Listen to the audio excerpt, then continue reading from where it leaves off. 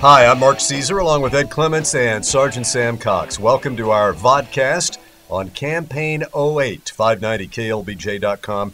We're here every week taking you all the way to the big race in November for the White House. Guys, let's talk about these latest reports that have been bubbling up over the last couple of days, that there are serious talks underway to get Hillary on the ticket with Barack Obama. Politico.com broke the news a couple of days ago.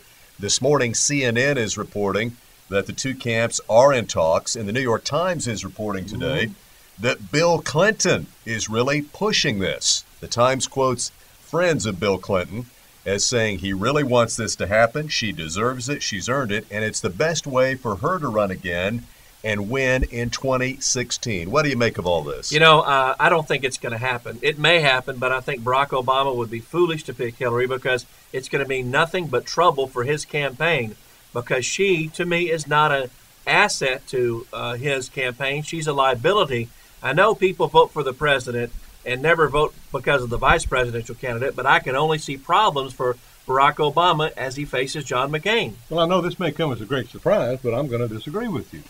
Well, the simple reason, he has got to have her on the ticket. Without her on the ticket, there's enough militant women out there to torpedo his ship. And I guarantee that's what's going to happen. They are angry that that he's just come out of nowhere.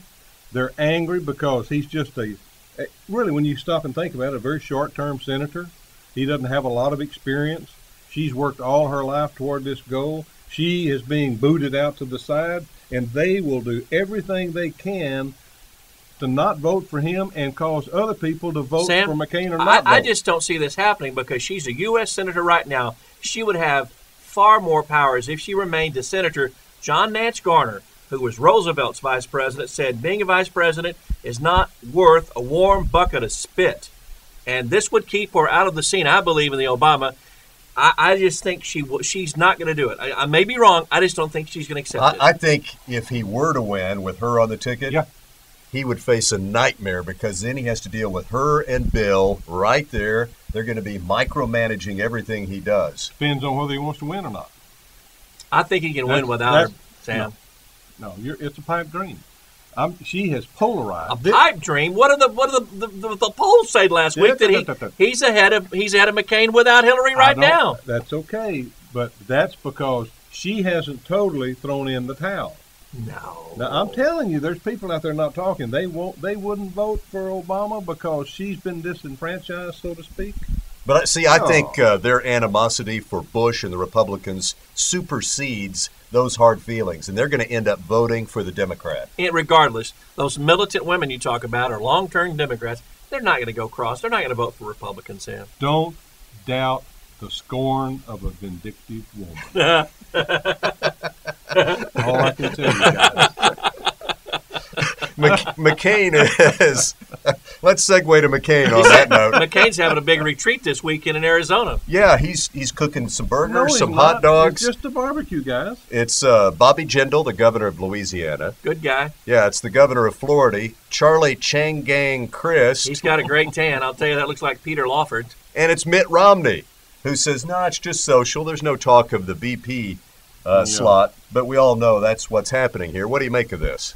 I'm just surprised Rick Perry didn't get a bid. He's probably mad about that. He didn't get a bid to this. Oh, I think they're going to have sessions, and I think he's going to try to decide this weekend who fits in, who he likes personally, who likes in a relaxed atmosphere. And I think there are three qualified guys to be vice president. And the thing to really consider is whoever's picked on either side, whether Hillary's the vice president or whether Mitt Romney's. You have to consider they could be president if something happened to the president. Of those three guys, do you have somebody you like? Mitt Romney's not bad. Ed? I like the guy from Louisiana. He will get some of the minority vote. His parents are from India. They call him the next Ronald Reagan. I think Rushdie called him the next Ronald Reagan. Well, my money would be on Charlie Crist of Florida, key electoral state. Yeah. He can help deliver a win in Florida. Obama's having a lot of trouble winning over the Jewish vote in Florida.